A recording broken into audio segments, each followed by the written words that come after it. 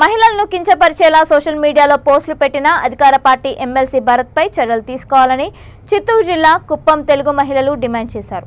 ఈ మేరకు పోలీస్ స్టేషన్లో వారు ఫిర్యాదు చేశారు. టీడీపీ అధినేత చంద్రబాబు అరెస్ట్ను నిరసిస్తూ మహిళలు నిరసన తెలిపితే మద్యం తాగి ఊగుతున్నారని ఫేస్బుక్లో పెట్టడం బాధాకరమని అన్నారు. ఎమ్మెల్సీపై చర్యలు తీసుకోకపోతే హైకోర్టుకు వెళ్లడానికి కూడా సిద్ధమేనని స్పష్టం చేశారు. మహిళలను అవమానించేలా పోస్టులు పెట్టడం దారుణమని మండిపడ్డారు. మహిళలకు భరత్ బహిరంగంగా క్షమాపణ చెప్పాలని డిమాండ్ చేశారు.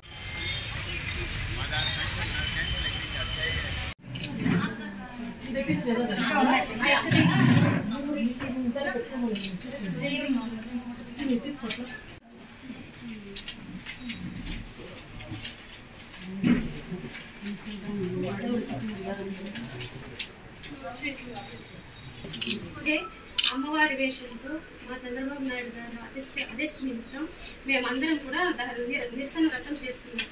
కానీ మన భరత్ ఎమ్మెల్సీ గారు మమ్మల్ని కామెంట్ చేశారు, ఇది మేము తాగేసి ఊగుతున్నామని. ఇది మా ఇళ్ళల్లో చూసి ఇప్పుడు మా ఫ్యామిలీస్లో చాలా సఫర్ అవుతున్నాం. మీరు తాగుతున్నారా? మీరు పోయి కుప్పంలో మంచం పేరు కందస్వామి, నేను ఆ రోజు ఈ రోజు ప్రతి వైఎస్ఆర్ పార్టీలో ప్రతి సగం మంది నేను తెలుసు, ఎందుకు నేను అప్పటి నుంచి పనిచేస్తాను కాబట్టి. ఇక్కడ టీడీపీలో పనిచేసే ప్రతి కార్యకర్త, ప్రతి లేడీ కూడా సొంతంగా తన ఖర్చులు పెట్టుకొని తన డబ్బుతో పార్టీ కోసం పనిచేస్తున్నాం.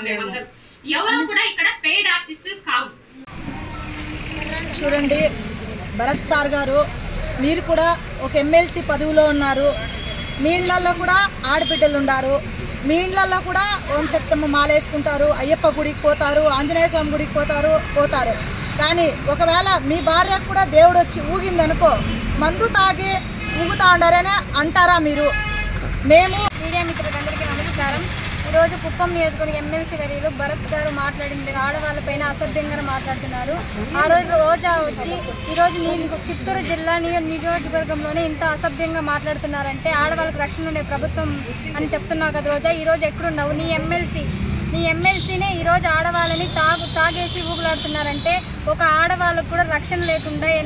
మొన్న శుక్రవారం నాడు మేము 3 రోజులు ఉపవాసం ఉండి మా చంద్రబాబు నాయుడు అక్రమంగా అరెస్ట్ చేసినందువల్ల మేము మొన్న మంగళవారం నాడు కలశాలతో పూజ చేసినాం అమ్మవారికి.